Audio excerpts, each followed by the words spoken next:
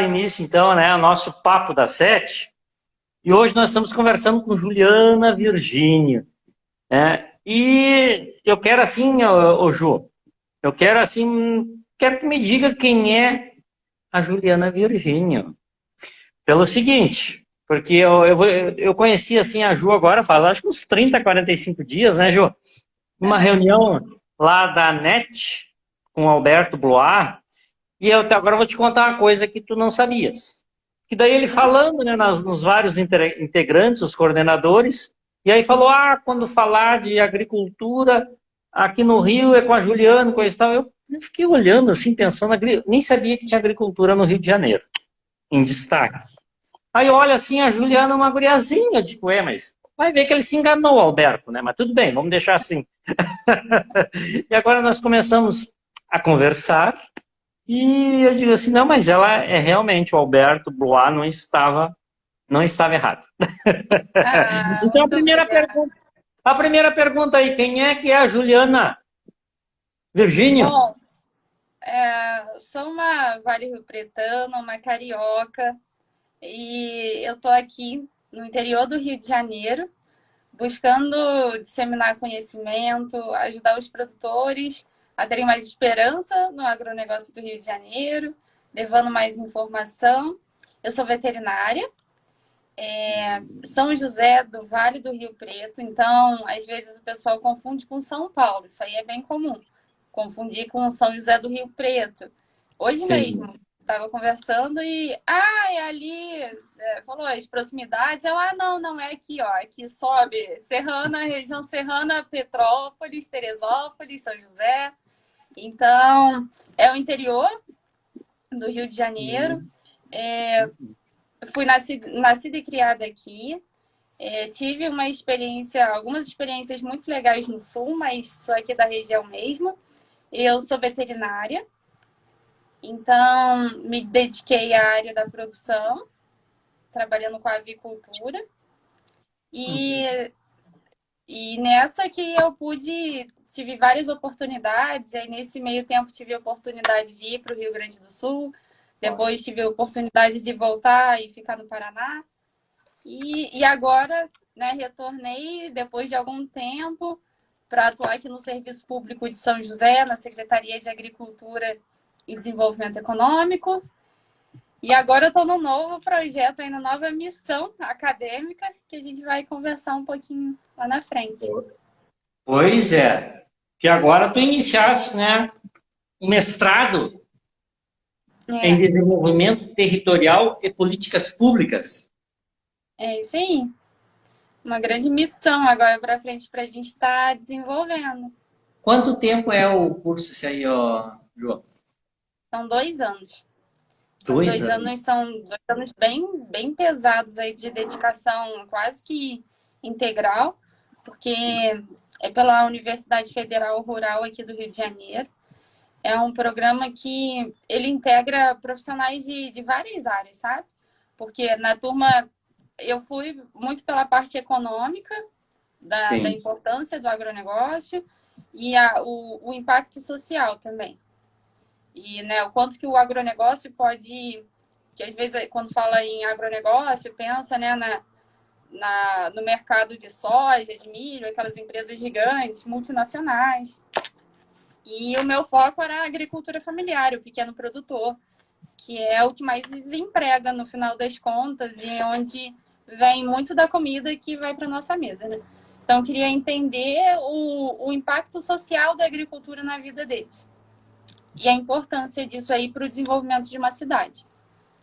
E tem colegas de todas as áreas no programa no mestrado. É muito interessante. Então, tem muito economista, tem muitos arquitetos, tem, assim, engenheiro, professores.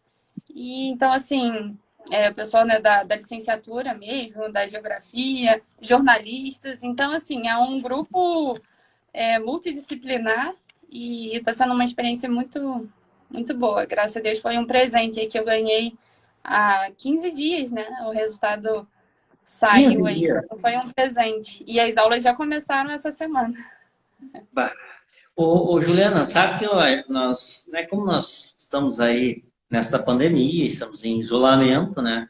Então, utilizamos muitas redes sociais até para convidar as pessoas. Eu estive em contato, né? Até já mandei depois uma mensagem para ti que eu convidei aqui de São Lourenço do Sul, Rio Grande do Sul, os dois sindicatos, o Sindicato Rural e o Sindicato dos Trabalhadores e Familiares Rurais. Eu disse, convida aí, porque o tema é bem palpitante. E já vou entrar assim com uma perguntinha que eu estava louco para te fazer, mas disse, eu fazer quando nós estivesse olhando assim, cara a cara. Me diz uma coisa, a mulher no agronegócio. E todos nós sabemos que o agronegócio ele é predominantemente masculino, é o homem, né? Então vamos dizer que história é essa, mulher no agronegócio? Conta para nós aí. De começo, na verdade, foi adquirido, sabe? Esse interesse. Na metade da faculdade, eu observei o potencial principalmente da avicultura, que é o forte aqui da minha região. E eu vi o quanto que isso impactava aqui a parte, né, da veterinária. Às vezes a gente é muito direcionado, a maioria das faculdades, né, principalmente aqui no estado do Rio, direciona para a clínica de pequenos animais, né, que é super bacana e que eu me dediquei muito durante metade da faculdade, assim, de forma muito intensiva, muito estágio, indo para o Rio de Janeiro, para os grandes centros, hospital. Mas aí, com o tempo, eu vi que a área do agro estava faltando profissionais capacitados, sabe? E aí eu migrei. Sim, do dia para noite eu falei, não, olha, o meu lado é aquele lá. E fui. E foi uma carreira, foi uma jornada, assim, muito sozinha, sabe? Porque são poucos profissionais que estão na área. São poucos veterinários que estão no agro. E dos que estão se formando. Na minha turma de 30, acho que uns 2, 3. E é essa a regra. Disso para menos. Então, quando a mulher... E homem também, né? Da maioria das vezes. Então, quando eu me vi, assim, é desafiador, sabe? Então, assim, exige... Tem um veterinário que eu agradeço muito a ele, que é aí do Rio Grande do Sul. Eu não vou saber falar a cidade dele, mas o Jarson, e que eu fui estagiária dele, ele me orientou e continua me orientando. O Jarson é para a vida, né? E ele falava que o jeito é estudar mais. Se você quer ser de alguma forma reconhecido, então você tem que, sendo mulher no meio masculino, a forma de você se destacar é estudando mais, correndo mais atrás, mostrando mais conhecimento. E acabou que foi isso, né? Você tem que sobressair você tem que conseguir gritar de alguma forma. Então, se é para gritar, vamos gritar com conhecimento, né? Me diz uma coisa, tu como mulher, assim, tu já sofresse preconceito por ser mulher nessa área? Já, sim. Já, mas eu tenho que agradecer muito a Deus porque foram leves, sabe? Não foi nada, assim, ruim. E, na verdade, foi bom para eu ficar mais esperta, né? Foi bom para reforçar, mas isso, você tem que mostrar que você sabe, você tem que mostrar maior capacitação, você tem que ser mais profissional. Então, isso eu acho que de alguma forma me ajudou. Mas sim, é uma menina nova. Eu formei na faculdade com 23 para 24. Então, assim, faz pouquinho tempo, então. ontem, né? Ontem, praticamente. Então, você chegar num aviário, pensa, numa granja de um senhor de 60 anos que trabalha nisso a vida inteira.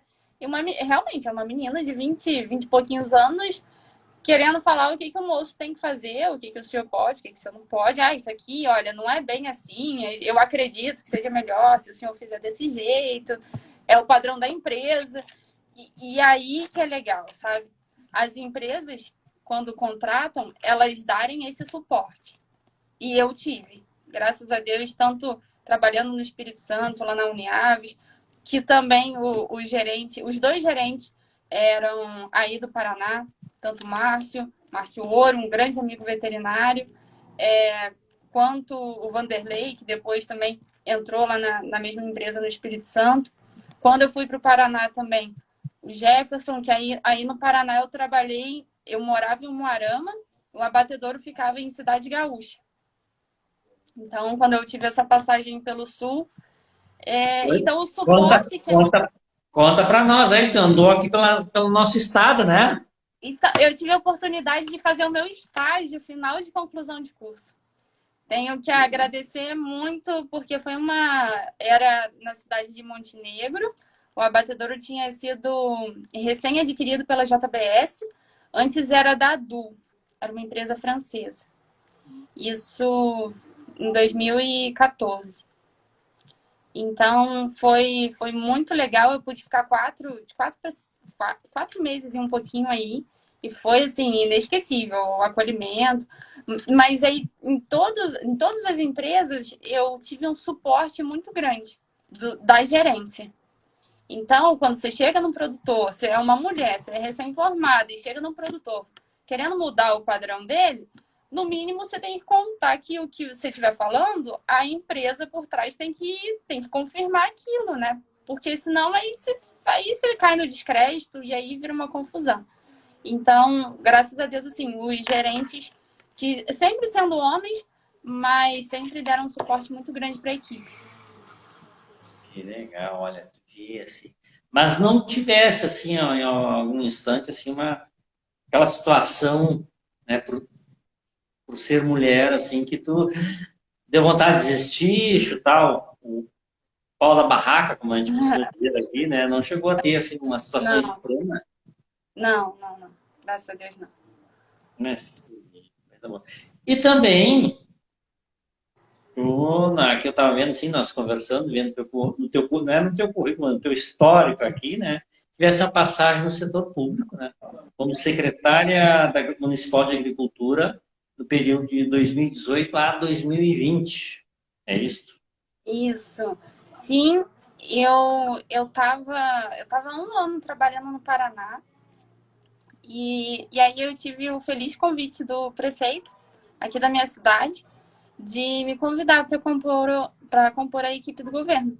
E aí eu vim e na verdade, eu acredito que a passagem pelo agronegócio me preparou para os desafios semelhantes que eu passaria como secretária de Agricultura, porque a conversa realmente continua sendo mais ou menos a mesma. Uma mulher nova numa secretaria que sempre teve líderes que eram homens mais velhos, com uma experiência, ou já eram do campo, a família já trabalhava na agricultura ou na avicultura.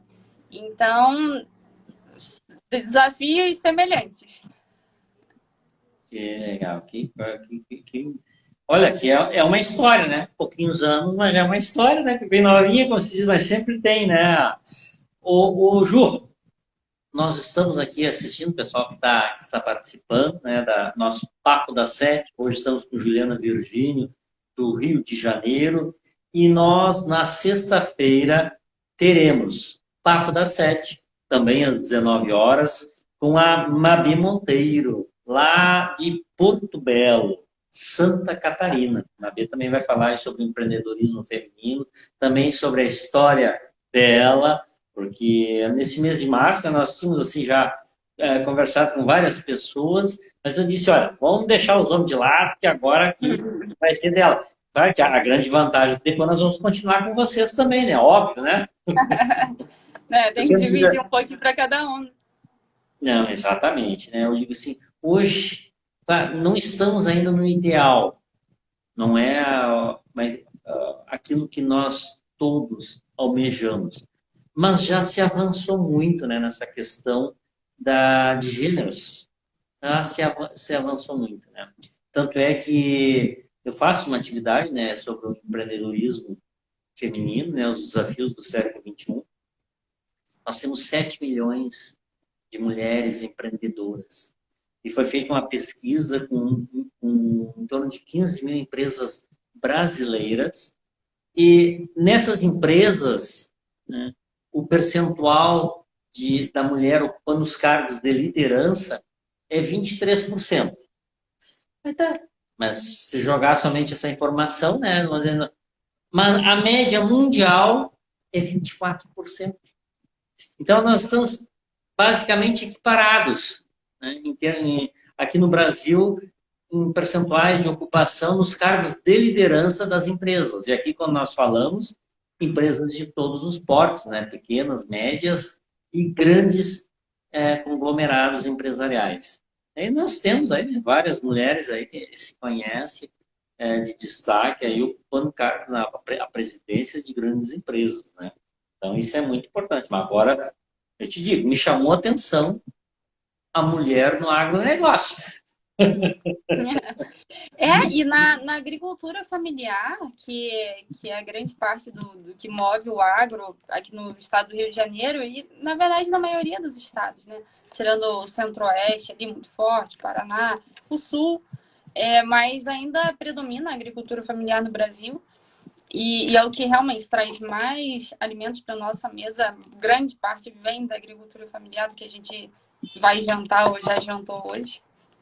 E assim, as mulheres que estão na liderança, mais 70%.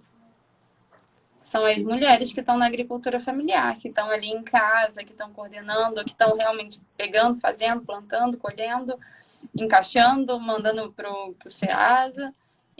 Grande parte é mulher. Então, assim, às vezes a conversa é muito masculina, né? Mas muitas das vezes, se olhar para trás, se for ver realmente o começo da história, são as mulheres que estão lá atrás. E nas cadeiras, nas universidades também. Eu posso pegar pela turma da faculdade, pela turma das pós-graduação, MBA, mestrado, é mulher, muito mais de 50%. Então, assim, esse cenário vai mudando, né? Seria interessante ter um equilíbrio, né? Porque aí, à medida que isso começar a desequilibrar mais, como que vai ser, né? A ideia era que houvesse um equilíbrio, né? Que andasse junto, mas o que a gente está vendo é as mulheres estudando muito e tentando se profissionalizar, e o outro lado a gente não está entendendo como que vai ficar, então. Em nossas conversas, né, e eu vi até tu colocasse, se a gente fizesse um videozinho, me colocasse que São José do Vale do Rio Preto foi o maior polo produtor de agricultura. É isso? Confere? Confere. 1950, por ali. Então, a gente era o maior polo avícola da América Latina. Isso porque com a produção de ovos. São José que começou a produção de frangos no Brasil. O frango era muito caro antigamente, né? E não tinha produção em escala. Era caro era tudo, até porque não tinha matéria-prima e também não tinha as fábricas que a gente tem hoje. As rações eram feitas na mão, na pá, misturando tudo ali no chão, ensacando. E a evolução disso aí passou tudo por São José. São José também foi um polo de pesquisadores do Brasil inteiro vinham para cá, porque a avicultura realmente estava aqui. A cidade é um vale, né? E por isso que é Vale do Rio Preto mesmo. E para todo lado que olhar, antigamente se via só granja, e granja pequena, granja maior, e feitas com materiais com recursos naturais, assim, com taquaras, cobertas com palha e cobertas com material que tinha ali à disposição. Teve um produtor que conseguiu algumas galinhas, o senhor Valdemiro de Souza, ele começou a fazer alguns testes e começou a ter uma produçãozinha muito pequena de galinhas. O senhor, que era criança na época, que ajudava os pais a tomar conta dessa pouco, menos de 100 galinhas.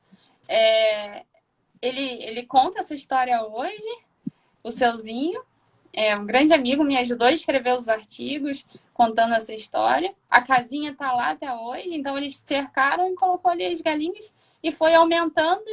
Teve um sobrinho dele, que gostava demais do agro, era do Rio de Janeiro, veio aqui, subiu e ficou aqui na região serrana, e também se empolgou. Oh, meu Deus, agora daqui a pouco eu lembro o nome. E ele se empolgou com toda essa história e começou a motivar. E começou a fazer as granjas dele e começaram a adquirir as galinhas e a história foi crescendo e foi um boom. Um boom, assim, de ovos, sabe? Era galinha de postura. E aí teve surtos de doenças, e aí, porque aparecia de tudo, né? Porque ninguém sabia nada. E aí vinha gente de todo lado, vinha empresa com medicamento, vinha empresa querendo vender coisa para colocar nessa ração.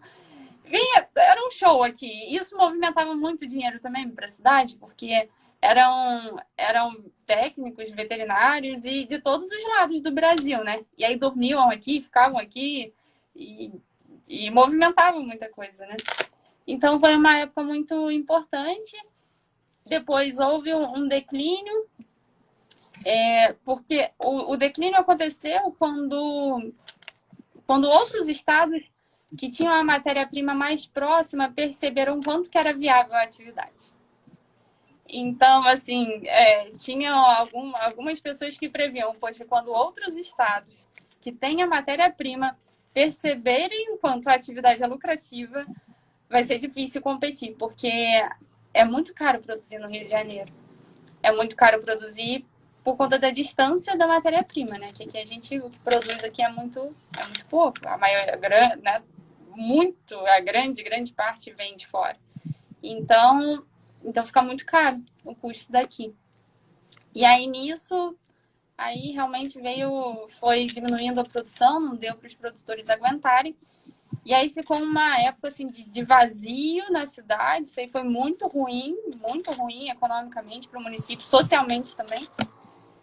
Até que depois de 90, a produção voltou a subir com o frango de corte. Então, assim, e aí São José disparou, um pouco antes, São José disparou como o maior produtor de frangos do estado do Rio de Janeiro, mas aí frango de corte. Então, que também continua a mesma situação, é muito caro produzir aqui, é difícil, tem incentivos fiscais, mas eles são muito guerreiros e o relevo não contribui, porque é tudo morro, mas o que contribui é o clima. O clima de São José é muito bom para a produção, que é um clima ameno, sabe? Então não tem tanta variação, tanta flutuação de temperatura. E aí se instalaram 9 abatedouros que o estado do Rio de Janeiro tem, 7 estão aqui em São José. E o grande mercado consumidor é que a gente abate e manda para o Rio de Janeiro. Então nem é frango congelado que chega aí para vocês. O frango é fresco. Então é frango com validade de 7 dias. Então é um frango resfriado. Então para o consumo rápido é um frango menor também, que é aqueles franguinhos de padaria. São os franguinhos pequenos que ficam ali, que são assados. Esse é o padrão do frango aqui de São José. Sim. E eu lembrei o nome também. É o senhor Heitor Quartim, que foi o grande entusiasta da avicultura aqui de São José. Heitor Quartim. Como é que é o nome, desculpa? Senhor Heitor Quartim. E aquele aqui do Rio Grande do Sul, não te lembrasse o nome? Te apoiou, que tu falasse? Não, o Jarson, acredito que eu não lembro a cidade dele, eu não... Ah, é a cidade. Sim, desculpa. Eu não vou conseguir, mas é o Jarson. Jarson Diniz. Que legal. Nós estamos aqui ouvindo Juliana Virgínio, lá do Rio de Janeiro, né? São José do Vale do Rio Preto. Nome pomposo e grande, né? E a Juliana é especialista em agronegócio e desenvolvimento no estado do Rio de Janeiro. Agora, atualmente, iniciou, vamos dizer, está iniciando um mestrado em desenvolvimento territorial e políticas públicas. Estamos no Papo da Sete pela Campeões do Negócio. Hoje, quarta-feira. Na sexta-feira, teremos Papo da Sete com Mabê Monteiro, lá de Porto Belo, Santa Catarina. Aí nós aqui judiando, né? Porque a gente só convida o pessoal aí dessas cidades lindas aí, né? Esses estados maravilhosos, né? Apesar que eu também me sinto privilegiado, né? Porque somos Com aqui na zona certeza. sul do Rio Grande do Sul, né? São Lourenço do Sul, também é a cidade de praia, né? Claro que agora todo mundo, aliás, nós e muita gente estamos aqui em isolamento social, né? Então, faz parte, isso é uma prova para todos nós e teremos que superar isso aí. Ô, Alexandre, Juliana, o Adelar mandou aqui um comentário, tô tentando ler aqui. pois é, para mim ficou bem, ficou duas frases, eu acho que é mais, por isso que eu não entrei. Aparece todo para ti aí? Tá, deixa eu ler então. Adelar, esse fenômeno aconteceu antes na Europa. As mães e as donas do lar praticamente deixaram de existir. Nível de natalidade de gestação caiu a ponto de zerar filhos por família. E Japão e outros também. O equilíbrio da ocupação extrema, o trabalho interessante e a busca desenfreada pela qualificação profissional nesses países tem afetado também as relações dos casais. A gente tem que buscar uma situação aí para trazer o equilíbrio de novo, né, Adelar? Porque tá difícil fazer uma previsão, né, do que vai ser o futuro. Essa, Adelardo, essa relação tradicional da sociedade familiar, o trabalho da mulher no campo sempre foi muito importante, da vertente das receitas para a agroindústria. Aí as mulheres guardam e transmitem conhecimento. Tem assim, relatos principalmente a partir da organização, né? As mulheres acabam sendo mais criteriosas, então realmente faz diferença, mas a gente tem que buscar incentivar os homens também, né? Meu irmão já coloquei aqui para estudar, não, tem que estudar, né? Não dá para ficar em casa e tem que estudar, tem que buscar profissionalizar também. Hoje a gente estava tendo uma conversa em aula que o quanto que os alunos do ensino médio do ano passado e desse ano vão sair prejudicados, sabe? E eu tenho até um primo meu que está formando esse ano, né? Então, puxando, né, para esse lado dos homens, dos garotos, e ficou uma situação muito difícil, porque a preparação para a universidade ficou comprometida, a orientação ali, os professores chegando junto, o ensino médio e o que a gente vai ter de mão de obra aí, formada ali com nível médio desses 2 anos vai ser mais difícil, né? Entender como que vai ser essa mão de obra.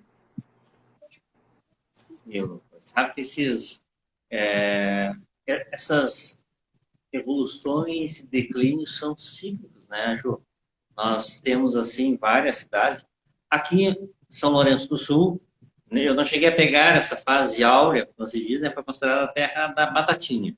Era a capital nacional da batata. É. E hoje nós temos pouquíssimos produtores, né? Eu venho do Vale dos Sinos, Novo Hamburgo, e lá era a capital nacional do calçado, né? Hoje não tem mais isso, né? O pessoal ostenta o título, mas não tem, né?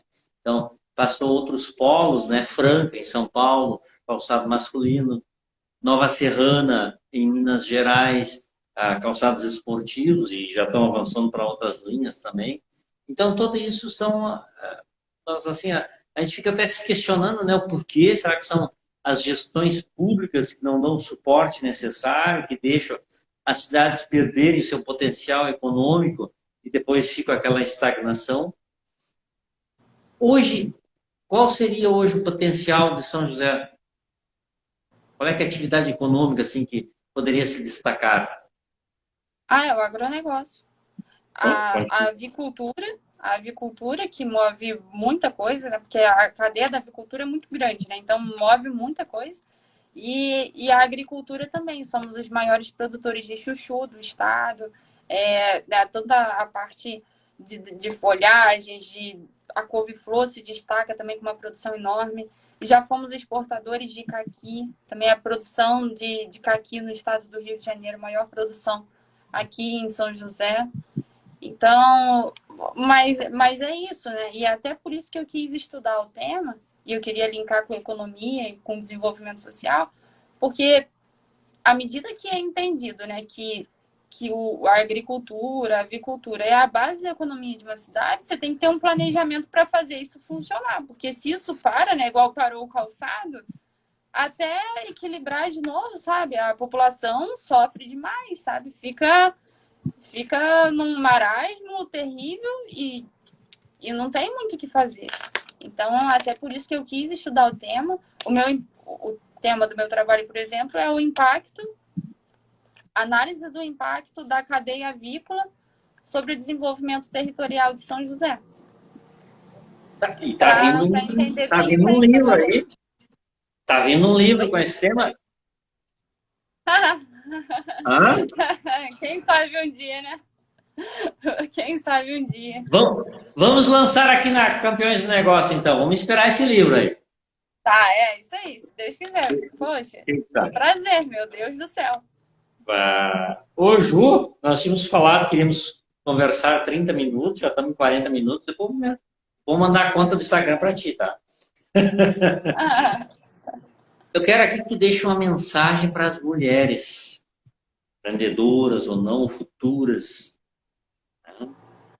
Nesse eu, século XXI aí tão conturbado e que nós estamos vendo assim, infelizmente, né, através das notícias aí, o feminicídio, estamos vendo as mulheres sendo usurpadas e muitas, né, perdem até a motivação, perde o ânimo assim para empreender, para tentar se destacar. Queria que deixasse uma mensagem para essas mulheres. eu acredito primeiro que é essa conexão com o que elas trazem de sonho, sabe? Pode parecer assim meio poético, mas eu acredito que a gente tem. Todo mundo veio para uma missão. Eu acredito que a primeira coisa é começar a procurar qual é esse propósito de vida, sabe? E qual, a partir dele, sabendo que a passagem do ser humano é tão curta, né? Tem animais que vivem tanto. O ser humano está aí, daqui a pouco chega a média de 80 anos, mas isso não é tanto, né? Então, e pensar na fase produtiva também, né? Qual a sua fase de pico de produtividade? Então, qual que é o legado que a gente quer deixar, né? Quando partir desse mundo? Isso foi foram sempre as minhas reflexões. Para que eu vim e o que eu quero deixar de resultado? E primeiro é isso, é conseguir responder. Eu acho que se conseguir responder isso, fica muito mais leve acordar de manhã cedo para trabalhar, ou para estudar, ou para cuidar da casa, ou para cuidar do filho. Acho que isso dá muito mais esperança e motivação. E como profissionais, eu acredito que a ferramenta para a transformação e para a valorização é a educação. Eu não vejo outro caminho, sabe? Então, a partir do momento que você entra num curso, no curso mais simples que seja virtual, que seja presencial, e se permite conhecer outro mundo, conhecer outras pessoas, sabe? Expor sua realidade, isso para mim é transformador. E isso me levou a lugares muito importantes. Se não fosse pela educação, eu não teria tido. E não foi fácil.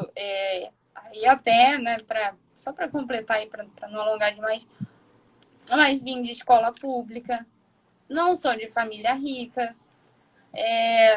A faculdade foi uma faculdade particular, mas até também a gente tem que refletir, porque eu estou aqui no interior, ir para uma faculdade federal acaba muitas das vezes sendo até mais custoso do que uma faculdade particular.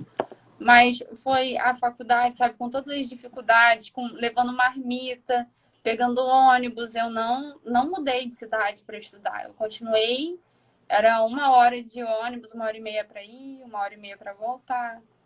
Então, assim, não teve nada de facilidade, sabe? Com muito esforço, com muito sacrifício dos meus pais para me bancar estudando. E com a educação eu tive a oportunidade de conhecer outros estados, estudando, ter novas experiências, ter contato com profissionais que me motivam até hoje. E isso para mim não tem preço. Eu acho que isso vai do objetivo e do propósito de cada um. Mas para as mulheres que estão pensando no que querem, se vale a pena ficar no agronegócio, pensando nos colegas aí da veterinária, da agronomia, né, que estão aí no campo também se profissionalizando, a forma, o caminho é se destacar com conhecimento, sabe? Não adianta ficar gritando ao vento e querendo reconhecimento porque eu sou mulher, porque eu tenho que ter o direito.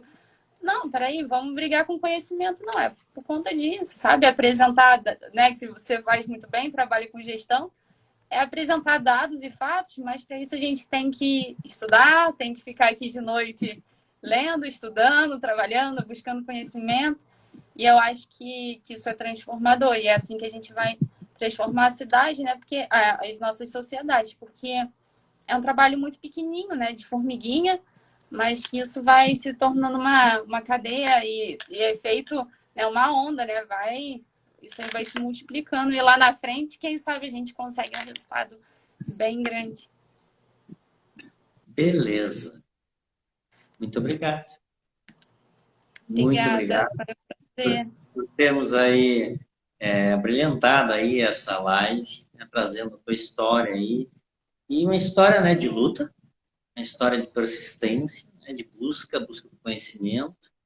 Agora, de especialista, estamos passando para uma... Cadê o teu título aqui? Cadê? Mestrado em Desenvolvimento Territorial e Políticas Públicas. Olha que coisa bem boa, coisa linda isso aí, né? Nós vemos as mulheres aí ocupando o seu lugar de merecimento. Isso pode ter certeza, né? A pessoa aqui na tua frente, mas porque é isso aí mesmo, né? Isso aí isso é intrínseco, né? É natural nosso, está na nossa essência, essa questão aí de valorização de todos, principalmente da mulher. Então, muito obrigado, Juliana, pela tua participação. Convidamos a todos aí para sexta-feira próxima, no Papo das 7, às 19 horas, estaremos conversando com Mabê Monteiro, lá de Porto Belo, Santa Catarina. Isso aí, Mabê. Mabê, te esperamos então. Olha, um grande beijo. Obrigada, Alexandre. Que Deus abençoe muito você, seu trabalho, o programa e continue levando tanta informação, seu conhecimento para tantas pessoas pelo Brasil, pelo mundo inteiro. Muito obrigada pela oportunidade, viu? Obrigadão e um abraço aí. Tchau, tchau. Tudo de bom. Fica com Deus. Igualmente.